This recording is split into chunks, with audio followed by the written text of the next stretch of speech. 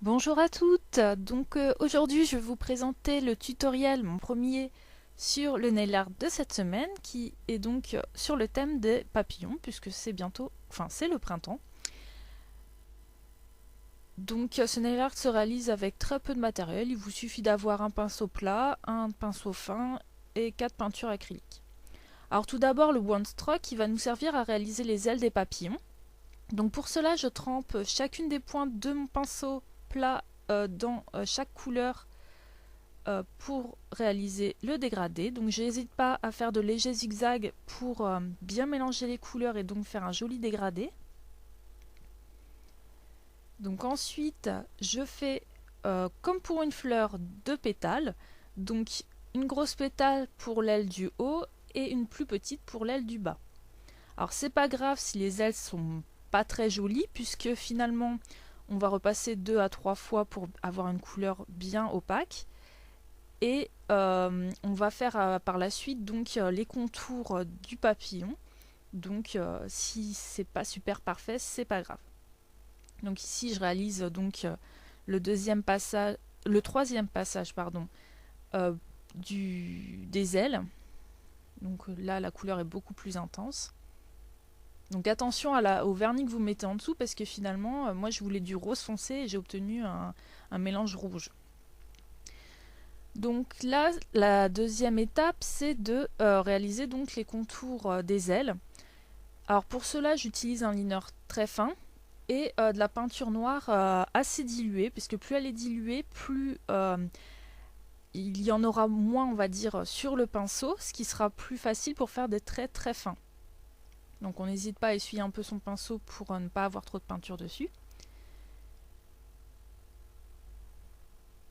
Donc l'idée c'est de faire des traits très fins vers le centre du papillon et de plus en plus épais sur les extérieurs. Il ne faut pas hésiter aussi à mettre une pointe ou deux, comme vous voulez, sur les ailes, sur les extérieurs des ailes, pour avoir une forme plus sympa. Alors donc c'est à cette étape-là qu'on peut tricher un peu si les ailes ne sont pas parfaites, puisqu'on peut faire des traits plus épais sur les extérieurs, donc ce qui est plus pratique, pour cacher les défauts. Donc là, désolé, hein, j'ai un peu mal filmé, on voit pas très bien.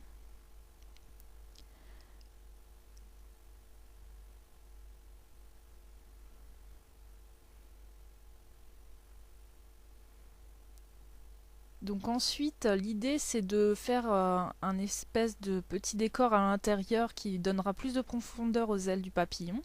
Donc pour cela, on prend sur l'aile du bas, on fait un trait fin qui va jusqu'à peu près les 3/4 de l'aile, puis on dédouble ce trait en deux traits pour faire un espèce de triangle.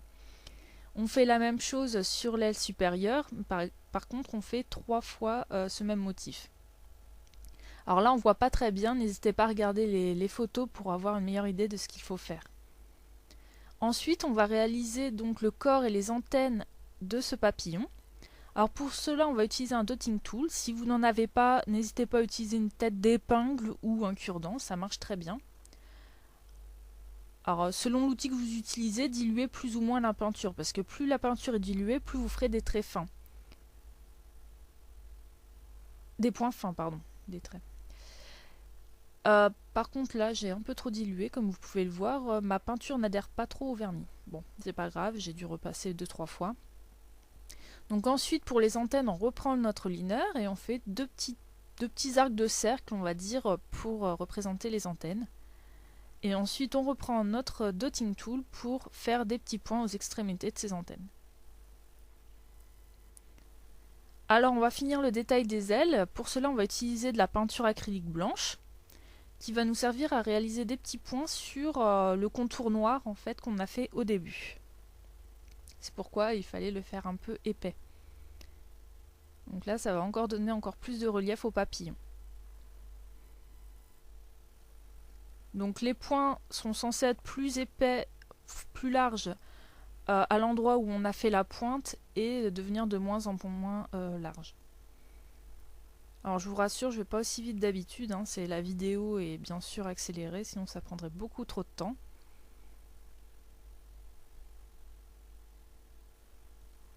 Donc ça donne une petite touche d'éclat, ces petits points. Alors ensuite, je trouvais que le décor était un peu vide, donc j'ai décidé de faire un petit décor avec du vernis métallisé vert, dont la référence se trouve sous la vidéo. Alors pour cela, je dépose une petite quantité de vernis sur ma palette. Et ensuite, à l'aide d'un vieux pinceau, alors prenez pas un pinceau super cher, puisque bon, le vernis a tendance à abîmer les poils du pinceau. Je réalise un petit décor. Alors j'ai fait des spirales sur des petits brins d'herbe. J'étais un peu... je ne savais pas trop quoi faire. Mais je trouve que ça rend bien, donc...